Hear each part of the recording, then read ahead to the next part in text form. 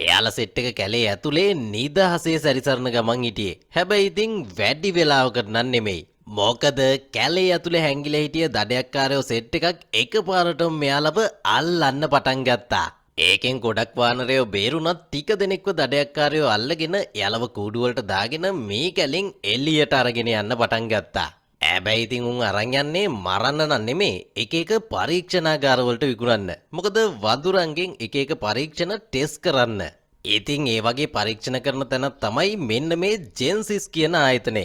මේ ආයතනයේ ඉන්න විල් කියන කෙනා අවුරුදු 5ක ඉඳන් උත්සාහ කරනවා මිනිස්සුන්ගේ බුද්ධිය වැඩි කරන බෙහෙතක් හදන්න. එයාත් ඉතින් ඒ බෙහෙත ටෙස්ට් කරන්නේ මෙතන ඉන්න වානරයන්ට එන්නත් කරලා. කොහොම හරි අද එයාට දැනගන්න ලැබුණා එයා එන්නත් කරපු බෙහෙතක් නිසා එක වානරයෙක්ගේ බුද්ධි මට්ටම පාට විදියට වැඩි වෙලා කියලා. කොල්ලත් ඉතින් ඒකට පාට සතුටින් කෙල්ලින්ම දුවලා ගියා එයාගේ ලොක්කා වුණ ස්ටීවන්ව හම්බ වෙන්න. විල් ඉතින් එයාට කිව්වේ අපේ පරීක්ෂණය සාර්ථක වෙලා. අපි දැන් මේක මිනිසුන්ට එන්නත් කරලා බලන්න ඕන කියලා. ස්ටීවනුත් ඉතින් විල්ගේ පරීක්ෂණ වාර්තා බලලා කිව්වේ අපිට ඒකට මණ්ඩලයේ අවසර ඕන. ඒ වගේම මේකට ලොකු ගානකුත් වියදම් කරන්න වෙනවා. ඒක නිසා මේක ගැන හරියට මණ්ඩලයේ ඉස්සරහා විස්තර කරන්න කියලා. ස්ටීවන් ඊට පස්සේ මණ්ඩලයේ අයව කැඳවලා විල්ගේ පරීක්ෂණය ඒ අයට ඉදිරිපත් කරන්න කොල්ලට අවස්ථාවක් හදලා දුන්නා. හැබැයි අනිත් පැත්තෙන් එයාලේ පරීක්ෂණයට ගත්ත වඳුරා ටිකක් විතර කලබල වෙලා එයාව මෙල්ල කරගන්නවත් කාටවත් බැරි වුණා. අනිත් හොඳම වැඩේ තමයි මෙතන හිටිය අය එයාව අල්ලන්න ගිහිල්ලා එයාත් හොඳටම කලබල වෙලා කම්පැනි එක අස්සේ පිස්සු නටන්න පටන් ගත්තා. ඒ විතරක් නෙමේ විල් එයාගේ පරීක්ෂණය විස්තර කර කර හිටිය තැනටත් ඌ කඩාගෙන පැන්නා. හැබැයි එතන හිටිය ආරක්ෂකෙක් වාහනයට වෙඩි තියලා ඌව එතනම ඉවරයක් කරලා දැම්මා. විල්ටත් ඒ මොකද්ද උනේ කියලා හිතා ගන්න බැරි වුණා. ස්ටීවන්ටත් මේ වුණ දෙයට හොඳටම මල පැනලා පරීක්ෂණාගාරයේ ඉන්න ෆ්‍රැන්ක්ට කිව්වා මේ පරීක්ෂණ ඔක්කොම නවත්තලා දාලා ඇතුලේ ඉන්න වඳුර ටිකවත් ඉවරයක් කරලා දාන්න කියලා. විලුත් ඉතින් ස්ටීවන්ට කොච්චර තේරුම් කරලා දෙන්න හැදුවත් එයා ඒ කිසිම දෙයක් ඇහුවේ නැහැ. එයා හිටියම මේ පරීක්ෂණේ නවත්තලා දානවා කියන තීරණේමයි. අනිත් පැත්තෙන් වානරයන්ව මර හිටපු ෆ්‍රැන්ක්ට බුද්ධි මට්ටම වැඩි වුණා. ඒ කියන්නේ එයාලා තින් මැරුණ වානරයාගේ කූඩුවේ තිබිලා හිතා ගන්නවත් බැරි දෙයක් හම්බුණා. ඒ තමයි වානර පැටියෙක්ව. වේලොත් ඒක දැකලා කිව්වේ ඒ වානරයා කලබල වෙලා තියන්නේ මගේ බෙහෙතින්ද නෙමෙයි මේ පැටියා නිසා. එයා මේ පැටියව ආරක්ෂා කරන්න හදලා තියෙන්නේ කියලා. ඒත් ඉතින් ෆ්‍රැන්ක්ට නම් මේ වානර පැටියව මරන්න බැරි වුණා. එයා වානරයන්ව මරන්න පාවිච්චි කරපු එන්නත විල්ට දුන්නා. ඔයාට පුළුවන් නම් මේ වැඩේ කරලා දාන්න කියලා. හැබැයි ඉතින් විල්ටත් ඒක කරගන්න බැරි වුණා. එයා ඒක නිසා මේ වානර පැටියව එයාගේ ගෙදරට අරගෙන ගියා. විල් ජීවත් වෙන්නේ එයාගේ තාත්තත් එක්ක. ඒත් ඉතින් විල්ගේ තාත්තට පොඩි ලෙඩක් තියෙනවා. ඇල්සයිමර් කියලා. ඒ කියන්නේ එයාට ගොඩක් දේවල් අමතක වෙනවා. එයාගේ මොලේ හරියට වැඩ කරන්නේ නැහැ. විල් ඒකින්ද තමයි අර වගේ බෙහෙතක් හදන්න ගොඩක්ම මහන්සි වෙන්නේ. කොහොම හරි විල්ගේ තාත්තත් මේ වානර පැටියට පාට විදියට කැමති වුණා. ඒ වගේම තාත්තා මේ පැටියට නමකුත් දැම්මා සීසර් කියලා. විල්ට ඉතින් මේ පොඩි සීසර්ව එදා රෑ නිින්ද යනකම්ම නලවන්නත් සිද්ධ වුණා. ඊළඟ දවසේ උදේ විල් තාත්තට බාර දුන්නා සීසර්ට කිරි පොවන වැඩි. හැබැයි ඉතින් තාත්තා කිරි බෝතලේ එයාට ලං කරා විතරයි සීසර් එක අරගෙන ෂෝක් එකට එකෙන් කිරි බොන්න පටන් ගත්තා. තාත්තා වගේම විලුත් ඒක දැකලා පුදුම වුණා. මොකද සීසර් ඉපදිලා වැඩි දවසක් නැහැ. එයාට මෙච්චර ඉක්මනට මේ වගේ දෙයක් පුරුදු වෙන්න බෑ. කොහොම හරි මේ විදියට අවුරුදු 3ක කාලයක් ගෙවිලා ගියා. සීසරුත් දැන් ගොඩක් ලොකුයි. ඒ වගේම එයා ගොඩක් බුද්ධිමත්. ඒක නිසා විල්ලයාව ගෙදර තියාගත්තා. ඒ වගේම විල්ලයාට සංඥා භාෂාවත් පුරුදු කරා. විල් කියන විදියට එයා සීසර්ගේ අම්මට එන්නත් කරපු බෙහෙත ජානමය වශයෙන් සීසර්ටත් හුවමාරු වෙලා තියෙනවා. ඒක නිසා එයාගේ මොලේ ගොඩක් දියුණු වෙලා තියෙනවලු. අනිත් පැත්තෙන් තාත්තගේ ලෙඩෙත් දැන් එන්නම දරුණු වෙලා. එයාව දැන් එයාගේ සේවිකාවටත් බලා ගන්න බැරි තත්ත්වයක් උදා වෙලා තියෙන්නේ. විල්ටත් ඉතින් මේක තව දුරටත් බලාගෙන ඉන්න බැරි නිසා එයා විද්‍යාගාරයෙන් එයා හදපු බෙහෙත් ටිකක් ෂේප් එකේ හොරකම් කරන් ඇවිල්ලා එකෙන් එකක් එයාගේ තාත්තට විදලා දැම්මා. ඊළඟ දවසේ උදේ විල් ඇහැරලා බලනකොට තාත්තා ඇඳේ හිටියේ නෑ. එයා එයාගේ පියානෝ එක ළඟට ගිහිල්ලා ඒක සුපිරියටම ප්ලේ කරනවා. විලුත් ඉතින් ඒකට ගොඩක් සතුටු වෙලා තාත්තව පරීක්ෂා කරලා බලන්න හදනකොට තාත්තා කිව්වේ මම තව දුරටත් ලෙඩෙක් නෙමෙයි කියලා. අනිත් පැත්තෙන් සීසරුත් එයාගේ ජනේලෙන් දැක්කා එළියේ ඉන්න ළමයි හරිම විනෝදෙන් බයිසිකල් පදිනවා. සීසර්ටත් ඉතින් ආසාවක් ආවා ඒ බයිසිකලේ පොඩ්ඩක් පැදලා බලන්න. කොල්ලා ඉතින් විල්ටත් තොරෙන් ෂේප් එකේ එහා පැත්තේ ගෙදර තිබ්බ ගරාජ් එක ඇතුළට රිංගුවා. හැබැයි ඉතින් ඒ කරපු වැඩේ එච්චර හොඳ වැඩක් නම් උනේ නෑ. මොකද ඒ ගෙදර හිටිය මිනිස්සයා සීසර්ව දැකලා එයාට බය වෙලා කොල්ලට හොඳටම ගහන්න උත්සාහ කරන්න හැදුවා. ෆිල් ඇවිල්ලා තමයි සීසර්ව එයාගෙන් බේරගත්තේ. කොහමරි ඉතින් ඒ වුණ වැඩෙන් සීසර්ගේ කකුල ගොඩක් තුවාල වෙලා තිබුණේ. ඒක නිසා විල්ලයාව එක්කන් ගියා සත්තුවත් ඉන්න දොස්තර කෙල්ල වුණ ඩොක්ටර් කැරෝලින් ළඟට. කැරෝලින් ඉතින් සීසර්ගේ කකුලට මැහුම් දාන අතරේ සීසරේ කෙල්ලව විල්ට ජෝඩු කරන්න පටන් ගත්තා. විලුත් ඉතින් ඒ කෙල්ලට අකමැත්තක් නම් දැක්ුවේ නැහැ. කොහමරි ඉතින් විල්ගේ ආරාධනාව මත කැරෝලිනුත් විල්ගේ ගෙවල් පැත්තට ආවා. ඒ වගේම කැරෝලින් කිව්වේ ඔයා සීසර්ට ඉන්න ලස්සන නවාතැනක් හදලා දීලා තියෙනවා. හැබැයි යාට වැඩි කාලයක් මෙහෙම ජීවත් වෙන්න බෑ. මොකද තව ටික කාලෙකින් මෙයා ගොඩක් ලොකු ශක්තිමත් වානරයෙක් වෙනවා. ඉතින් ඔයා මෙයාව කැලේ ජීවත් වෙන්න පුරුදු කරලා තියෙන්න ඕන කියලා. විලුත් ඉතින් ඒ කියපු දේ තේරුම් අරගෙන සීසර්ව එක්කන් ගියා රතුපාලමෙන් එහා පැත්තේ තිබ්බ ලස්සන කැලෑවක් වුණ රෙඩ් වුඩ් කැලේ පැත්තට. සීසරුත් ගොඩක් ආස වුණා ඒ කැලේ දැකලා. විල් ඉතින් එයාට කැලේ ඇතුළට ගිහලා විනෝද වෙන්න කියලා කියපුවාම සීසර් විල් ළඟට ඇවිල්ලා එයාට අත දික් කරන්න පටන් ගත්තා. විල්ට නම් ඉතින් ඒ මොකක්ද එයා කරන්න කියලා කිසිම අදහසක් තිබ්බේ නැහැ. හැබැයි කැරෝලින් කිව්වේ මේක විශ්වාස කරන්නත් බෑ. සීසර් ඔයාගෙන් කැලේට යන්න අවසර ඉල්ලනවා කියලා.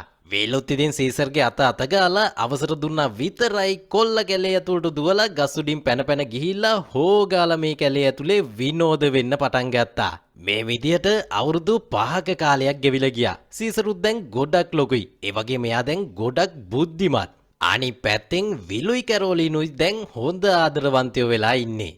කොහමරි එක දවසක් මෙයාලා කැලේ ඉඳන් එළියට යනකොට කැලේ පැත්තට එක්කන් ආපු බල්ලෙක් සීසර්ට හොඳටම බුරන්න පටන් ගත්තා. සීසරුත් ඉතින් ඒක ඉවසලා බැරිම තැන අන්තිමේට ඒ බල්ලට ලොකු සද්දයක් දැම්මා.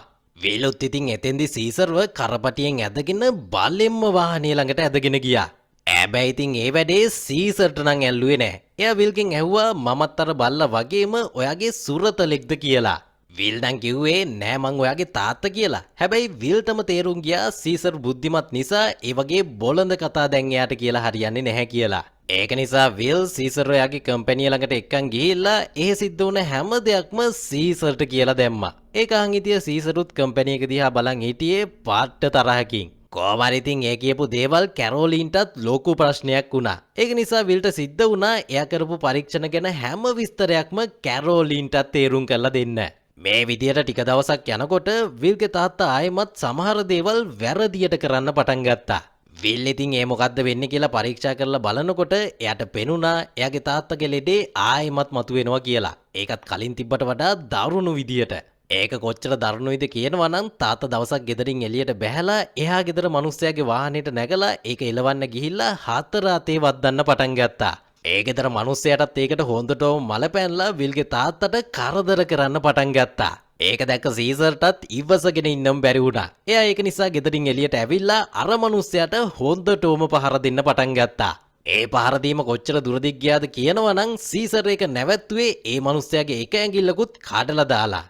ඒ කරපු වැඩේ නිසා සීසර්ට ලොකු අවුලකට මුහුණ දෙන්න සිද්ධ වුණා. උසාවි නියෝගයක් නිසා සීසර්ට යන්න සිද්ධ වුණා තවත් වානරයෝ කූඩු කරලා තියාගෙන ඉන්න තැනට. සීසර් නම් එතන ඉන්න පොඩ්ඩක්වත් කැමති වුණේ නැහැ. විලුත් එතන බලාගන්න කෙනාට කිව්වේ එයා කවදාවත් අනිත් චිම්පන්සියොත් එක්ක එකට ඉඳලා නැහැ කියලා. හැබැයි ඉතින් ඒ ඩයල් එකේ කිව්වේ බය වෙන්න එපා අපි ඒක මෙතන පුරුදු කරනවා කියලා. කොහමරි ඉතින් අන්තිමේදී සීසර් බෑ කියද්දිම විල්ට සිද්ධ වුණා එයාව මෙහෙ තනියම දාලා යන්න. විල්ටත් ඒකට ගොඩක් දුකයි. හැබැයි ඉතින් එයාටත් වෙන කරන්න දෙයක් තිබ්බේ නැහැ.